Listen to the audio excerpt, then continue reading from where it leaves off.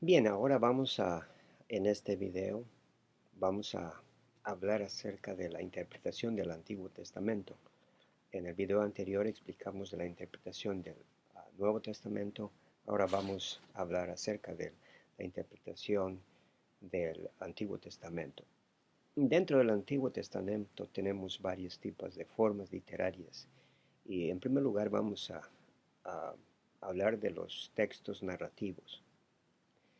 En estos textos narrativos, aunque la mayoría de la narración son historias pasadas, sin embargo, en estos textos encontramos principios que son muy relevantes para nuestra cultura y muy valiosos para todo el tiempo, para toda generación.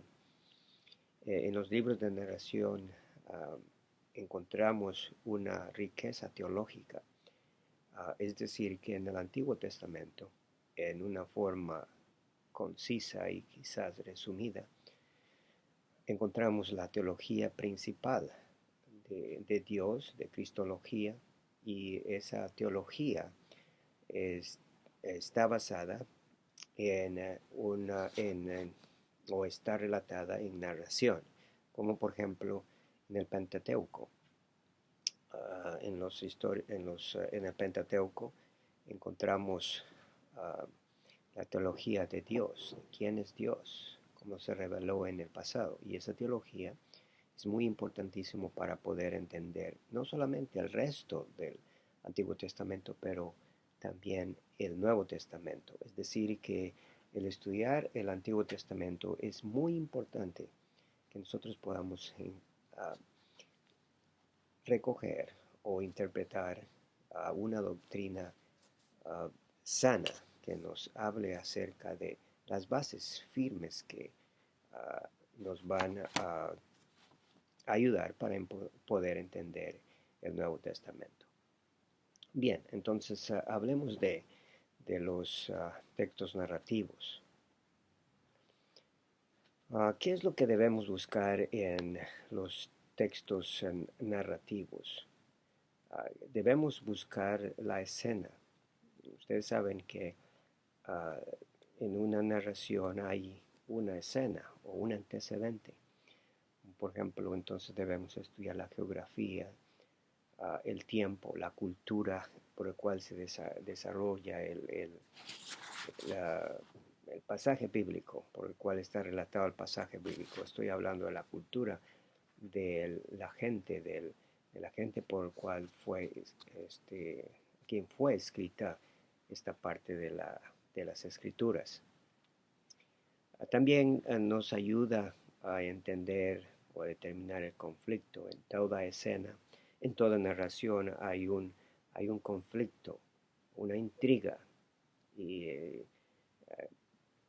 en, el, en este tipo de literatura encontramos esa intriga. Entonces el intérprete de la Biblia debe identificar, debe mirar dónde sucede ese conflicto. También nos ayuda a ver ciertos rasgos en los personajes de la historia. Al interpretar el Antiguo Testamento podemos ver los personajes, como por ejemplo podemos ver el padre de los judíos, padre Abraham, podemos ver a los patriarcas, podemos aprender de los líderes religiosos durante la historia del pueblo judío en el Antiguo Testamento, podemos ver los sacerdotes, podemos ver los profetas, que son personajes importantes en el desarrollo del Antiguo Testamento.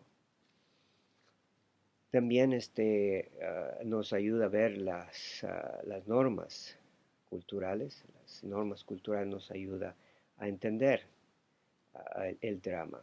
Si uno estudia el trasfondo cultural de las civilizaciones que rodean alrededor donde se desarrolló el pueblo judío, entonces podemos entender al escritor original, qué es lo que él trató de explicar o decir a través de esa narración. En cuanto a personajes, ¿qué es lo que buscamos en los personajes? Uno, hay que observar el escritor, lo que el escritor describe. Por ejemplo, hay descripciones en cuanto al aspecto físico. Vemos, por ejemplo, la descripción en el libro de Samuel acerca del aspecto físico de Saúl. El autor se toma el tiempo para describir que es un hombre alto, eh, grande, apto para la guerra. Está hablando de su aspecto físico, um, en contraste con el aspecto espiritual que vemos en el caso de la persona de David, que es todo lo contrario al aspecto físico de Saúl. Pero sin embargo, él tiene unos rasgos espirituales muy elevados con el de Saúl. Vemos ahí entonces, el autor está dando estas especificaciones con un propósito. Hay que observar entonces eso. Hay que observar el papel de cada personaje. Hay que observar las palabras y las acciones de los personajes, cómo ellos se dirigen, la reacción que tienen estos personajes. Por ejemplo, Saúl, cuando supo que o estaba enterado o se dio cuenta o estaba eh, descifrando de que David iba a tomar el trono de Israel, entonces se enojó y trató de perseguir, tuvo una reacción bien salvaje. Entonces uno tiene que ver esos cambios, tiene que observar la actitud de los personajes. Hay que observar cómo Dios actúa en la narración, qué es lo que el escritor quiere decir a través de esa narración acerca del carácter de Dios. En el trauma o conflicto, ¿qué es lo que debemos mirar para interpretar el problema y la solución? En cuanto a problemas externos, personas contra fuerzas malignas en los personajes, entre dos o si hay un grupo o cuántos personajes están envueltos en ese trama. En cuanto a lo interno, uno tiene que ver qué es lo que el autor quiere decir en cuanto a lo espiritual o a lo moral en esa narración. Con la intervención de personajes y eventos, uno marca un desarrollo de valores morales o de una persona e inclusive de un pueblo. Hay que notar entonces todos esos aspectos que hemos mencionado en la narración. Debemos considerar de que la Biblia en su mayoría es narración. Hay algunos libros, como por ejemplo el Génesis, en la mayoría es narración, y uno tiene que mirar el contexto de, del pasaje que uno está trabajando para poder decidir si es qué tipo de figura literaria uno está trabajando o que el versículo o la porción bíblica se encuentra.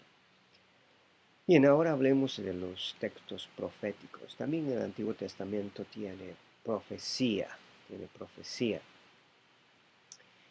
Para esto uno tiene que definir la unidad del texto, es decir, qué es lo que el texto está refiriéndose, de por qué razones encontramos esa profecía ahí.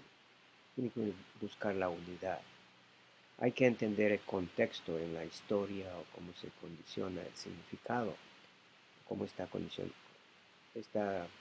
condiciona el significado de esta profecía. Entonces, como ya hemos mencionado y como ustedes pueden notar, es muy importante el contexto histórico. Y más adelante hay un ejercicio para estudiar, para investigar el contexto histórico. Muy importante. Hay que identificar el tema. No solamente la unidad del texto, pero el tema. ¿Cuál es el tema principal del libro profético? También hay que identificar en las partes poéticas Hay que poner mucha atención en el uso de las imágenes. En la estructura de la profecía, no hay que esperar una narración fluida. Normalmente en la profecía hay una narración de la historia, de la situación, de lo que el pueblo de Israel está pasando. Y luego hay una interrupción, por lo general una interrupción, uh, en el cual el escritor anuncia la profecía, lo que va a pasar. Entonces ahí en los libros proféticos hay una mezcla de una narración y también uh, profecía. Uno tiene que ver, identificar esos aspectos. El aspecto del cumplimiento. Hay que buscar el cumplimiento dentro de la historia. Hay que ver si esa profecía que el escritor está mencionando se cumplió o no se cumplió. Y si ya se cumplió, hay que identificar en la historia cuándo se cumplió. Hay algunos cumplimientos de la profecía que son múltiples incluso, es decir, que se cumplió en un tiempo de la historia, pero también se espera que en el futuro se cumpla también esa misma profecía. Otras profecías no se han cumplido todavía, es decir, que hay ciertas profecías que se van a cumplir en el futuro. En otras palabras, hay que estudiar bien el texto y poder identificar profecías que se han cumplido, aquellas profecías que tienen doble cumplimiento y aquellas profecías en el cual se va o se espera que se cumplan en el futuro. Ahora vamos a hablar de los textos poéticos. Estos textos poéticos, por lo general, en forma general, tratan de la experiencia del individuo, de la persona, del creyente. Y no debemos señalar que la mayoría de los libros del Antiguo Testamento, incluyendo los libros proféticos, contienen poesía. Como dije, hablando de narración, en toda la Biblia encontramos porciones de narración, pero hay algunos libros que hablan más de narración, hablando de libros poéticos. En la Biblia encontramos, incluso en el Nuevo Testamento, uno puede encontrar ciertas poesías o cánticos. Por ejemplo, vamos a hablar de Filipenses, capítulo 2, del versículo 5 al 11. Es un himno, una poesía, un himno, un cántico acerca de Jesucristo. Entonces, en toda la Biblia vamos a encontrar ciertas porciones poéticas. Pero cuando hablamos de los textos proféticos, nos estamos refiriendo exclusivamente a los salmos, a los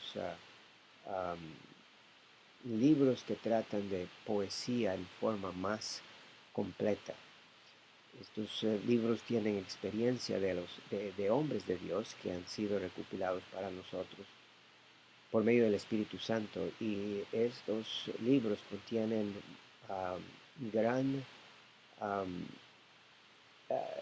grandes verdades teológicas, y es importante que podamos estudiarlos.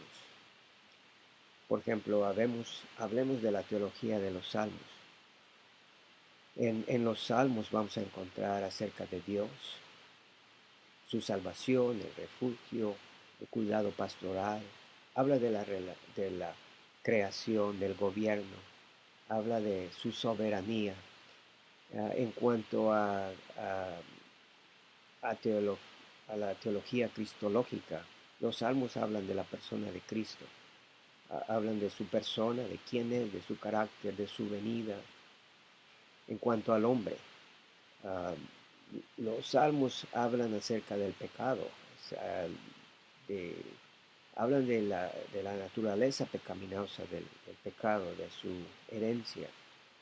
Hablan de la adoración, hablan de la sumisión, de la intriga, hablan de la desconfianza inclusive de Dios. hablan también de la alegría que experimentan cuando hay bendición de Dios. Entonces, los salmos son ricos en teología y nosotros debemos uh, observar bien esa teología. Hablemos ahora en cuanto a la poesía hebraica. La poesía hebrea es rica en formas literarias y debemos estudiarla en su forma literaria, no en la forma en la cual nosotros quizás la hemos visto en una forma moderna, sino que más bien hay que estudiarla en la forma en la cual fueron escritos. Veamos unos principios hermenéuticos para interpretar los salmos. En primer lugar, hay que buscar la idea central, hay que buscar la idea central del salmo. Luego hay que identificar el tipo de salmos. En los salmos hay diferentes tipos de salmos, como por ejemplo hay imprecatorios, es decir, aquellos salmos que la persona está pidiendo que destruya al malvado, que destruya, que tenga una venganza. Esos son salmos imprecatorios. Hay también salmos de adoración en el cual el salmista está adorando, está glorificando a Dios. Hay salmos de súplica, es decir, está pidiendo una súplica, una ayuda hacia Dios. Salmos de acción de gracia. Hay salmos didácticos, es decir, que son salmos que están diseñados para dar una enseñanza teológica. Hay salmos teocráticos que hablan acerca de la soberanía, del gobierno de Dios. Hay salmos históricos, es decir, que hablan de la historia de Israel. Entonces hay que identificar en segundo lugar el tipo de salmo. Luego hay que identificar la forma teológica, la forma literaria. Hay que identificar la forma literaria. Es decir, qué clase de salmo, qué clase de paralelismo está usando un determinado salmo. Hay enigmas también, hay paralelismo, hay enigmas, hay metáforas en medio de los salmos. Entonces es importante que tomemos en cuenta eso y podamos identificar. Hay que observar el estado emocional del salmista. Hay que analizar la teología del salmo. Hay que comparar la teología con otros libros de la Biblia. Si encontramos en el salmo una teología, el intérprete serio busca armonizar con otros libros de la Biblia esa teología. Los salmos imprecatorios han de ser interpretados basados en el pacto de Abraham.